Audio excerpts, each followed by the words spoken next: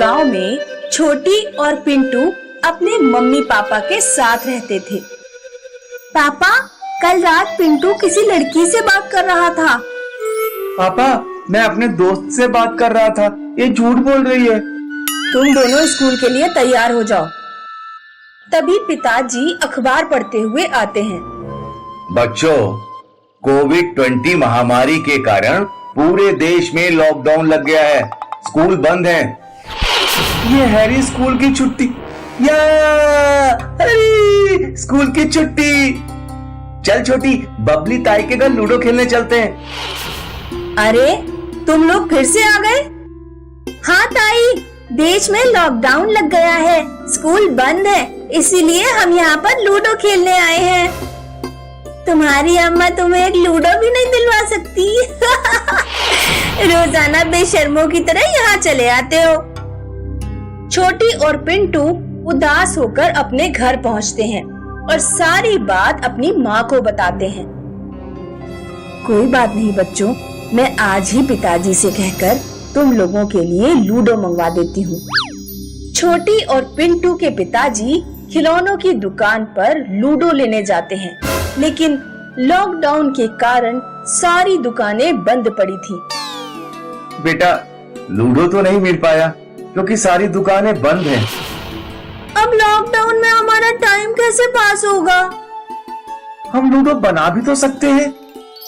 पिंटू तुरंत एक कार्टून को काट कर उस पर रंग करके लूडो बना लेता है और छोटी गत्ते की कटिंग करके गोटियां बना लेती है। लूडो और गोटियां तो बन गई, लेकिन पासा कैसे बनेगा? पिंटू नदी किनारे जाता है। नदी किनारे एक छोटी सी गुफा थी।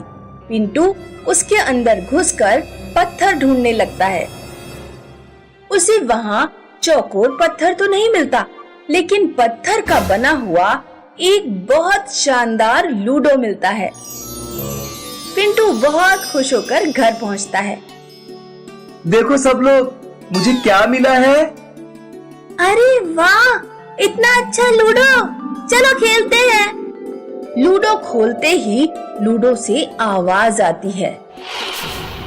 जिनके लूडो में स्वागत है, जीतने वाले को मिलेगा इनाम, हारने वाले की उड़ेगी मजाक और बेईमानी करने वाले को मिलेगा दंड।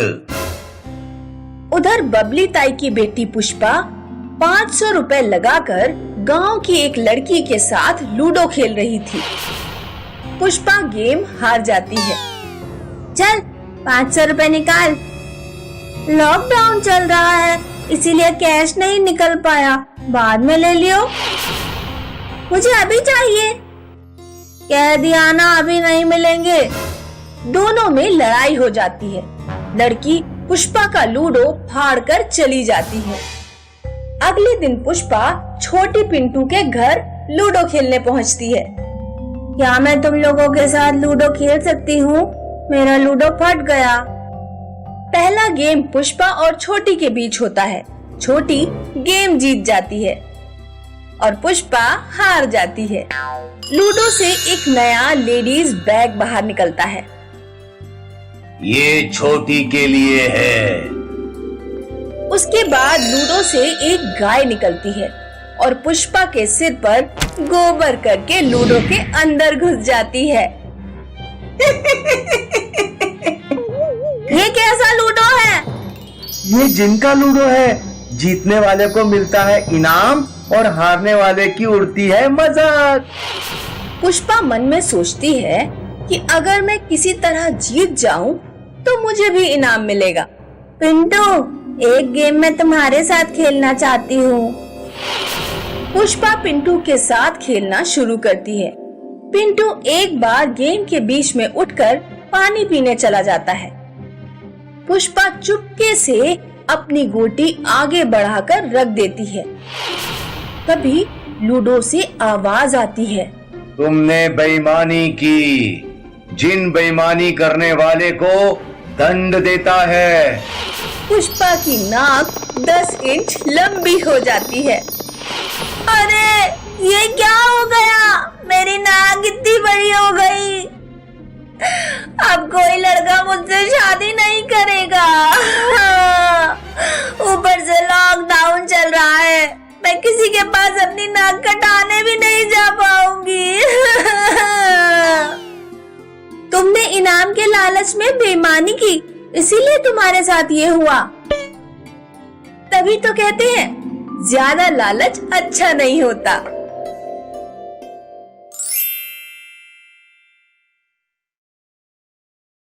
गीता और सुनैना 10th क्लास में पढ़ते थे।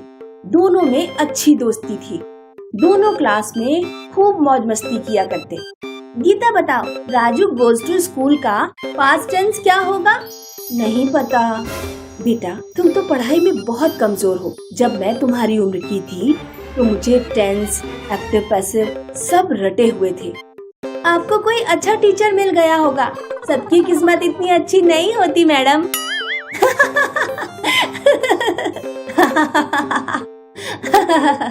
सुनैना, तुम बताओ, लिटिल वुमेन की राइटर कौन है? नहीं पता मैम। पढ़ाई पर ध्यान दो तो पता लगे। आपको पता है मैम, राहुल, आकाश और सोनू कौन है? मुझे क्या पता। बेटी पर ध्यान दो तो पता लगे। गीता और सुनैना दोनों क्लास से बाहर निकलो। गीता के पापा पुलिस में थे और सुनैना के पापा डॉक्टर थे। पापा, अगले महीने आपकी मुरादाबाद से ड्यूटी खत्म होने पर शिमला घूमने चलेंगे। ठीक है बेटा। गीता तुरंत ये बात फोन करके सुनैना को बताती है। सुनैना सुन, हमारी फैमिली अगले महीने शिमला ट्रिप पर जा रही है। तू भी अपने पापा से पूछ ले, फिर हम लोग साथ में ही चलेंगे। पापा, मेरी फ्रेंड गीता अपनी फैमिली के साथ शिमला घूमने जा रही है, क्यों ना हम लोग भी उनके साथ जाएं? आप अगले महीने हॉस्पिटल से छुट्टी ले लेना। ठीक है बेटा। अगले दिन गीता और सुनैना बस स्टॉप पर मिलते हैं। अब हम लोग शिमला में खूब मौज मस्ती करेंगे। हाँ, गीता और सुनैना काफी देर तक बस का इंतजार करते रहते हैं, लेकिन स्कूल की बस नहीं आती। यार, 8:30 बज गए हैं, अभी तक बस क्यों नहीं आई? तभी बस ड्राइवर खाली बस लेकर आता है। बेटा, वायरस फैल गया है, स्कूल बंद रहेगा।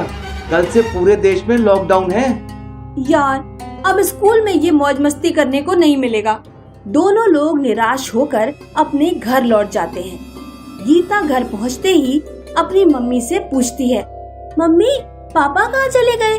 बेटा, पापा का फोन आया था, वो मुरादाबाद निकल गए। अब हमारी शिमला ट्रिप का क्या होगा? इतने दिनों बाद तो पापा घर आए थे। उधर जब सुनैना घर पहुंचती है तो उसके पापा हॉस्पिटल जाने के लिए तैयार हो रहे होते हैं। पापा, शाम को जल्दी आना, बैडमिंटन खेलेंगे। ठीक है बेटा। सुनैना देर रात तक पापा का इंतजार करती रहती है, लेकिन उसके पापा लौट कर नहीं आते। पापा अभी तक क्यों नहीं आए? मैं अभी पापा को फोन करती हूँ। सुनैना अपने पापा को फोन लगाती है। पापा, कितने बजे तक आओगे? बेटा, आज नहीं आ पाऊंगा। हॉस्पिटल मरीजों से भरा पड़ा है। अचानक वायरस के सैकड़ों केस आ रहे हैं। और सुनो बेटा, घर से बाहर मत निकलना। उधर गीता के पापा रोड पर निकलने वालों को समझा रहे होते हैं। भाई साहब, घर से बाहर मत निकलिए, मैं अपनी माँ की दवाई लेने जा रहा हूँ। ठीक है, तो मेडिकल से अपने लिए एक मास्क भी खरीदिएगा और बिना मास्क के यहाँ वहाँ मत जाइए। गीता के पापा के पास फोन आता है कि उन्हें दीनपुर मोहल्ले में 4 लोगों को पकड़ने जाना है जो विदेश से आए हैं। सरकार को उनमें वायरस होने का डर है। गीता के पापा अपनी टीम के साथ उन 4 लोगों को लेने दीनपुर मोहल्ले में पहुंचते हैं, लेकिन मोहल्ले के लोग पुलिस की टीम पर पथराव कर देते हैं। गीता के पापा के सर में एक पत्थर लग जाता है। पापा, आप घर कब लौटेंगे? रो मत बेटा, मैं बहुत जल्दी ठीक होकर घर लौट आऊंगा। एक दिन सुनैना का गीता के पास फोन आता है। गीता, तुझे पता है वो ड्राइवर भैया थे ना, बस वाले, लास्ट टाइम जिन्होंने हमें इन्फॉर्म किया था स्कूल बंद रहने के बारे में? हाँ, उनकी कोरोना से डेथ हो गई। अभी राकेश ने मुझे मैसेज करके बताया। और हमारी क्लास का गौरव भी बीमार है। क्लास के सारे लोग गौरव के लिए पैसे कंट्रीब्यूट कर रहे हैं। मैं तुम्हें अकाउंट नंबर सेंड कर दूंगी, तुम भी कंट्रीब्यूट जरूर करना। हाँ सुनैना, मैं कंट्रीब्यूट जरूर करूंगी। सुनैना के पापा दिन रात वायरस के मरीजों का इलाज करने में जुटे होते हैं। एक दिन सुनैना के पापा को खांसी आने लगती है। कहीं मरीजों का इलाज करते करते वायरस मेरे अंदर तो प्रवेश नहीं कर गया। सुनैना के पापा भी अपना टेस्ट कराते हैं, लेकिन रिपोर्ट नेगेटिव आती है। एक दिन सुनैना अपने पापा को फोन करती है। पापा, हमारे घर नन्हा मेहमान आने वाला है, माँ प्रेग्नेंट है। पापा प्लीज एक बार घर पर आ जाइए। सुनैना के पापा अपने परिवार से मिलने जाते हैं, लेकिन घर के अंदर नहीं घुसते। रोड के उस पार खड़े होकर ही हाय हेलो बोलते हैं और लौट जाते हैं। सुनैना आंखों में आंसू भरकर अपने पिताजी से बाय बाय बोलती है। वायरस का डर होने के बावजूद सुनैना के पापा लोगों का इलाज करना जारी रखते हैं। उधर पुलिस फोर्स की कमी होने के कारण गीता के पापा सर पर पट्टी बांधकर भी अपनी ड्यूटी निभाते हैं।